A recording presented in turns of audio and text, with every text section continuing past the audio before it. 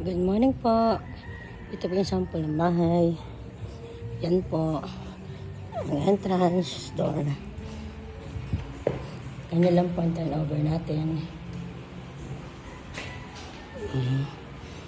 Ito po yung kusina. Yan. Dito naman po yung banyo. And then, dito po yung kwarto. Pwede pong dalawang kwarto yan. Bloomfield Terrace po.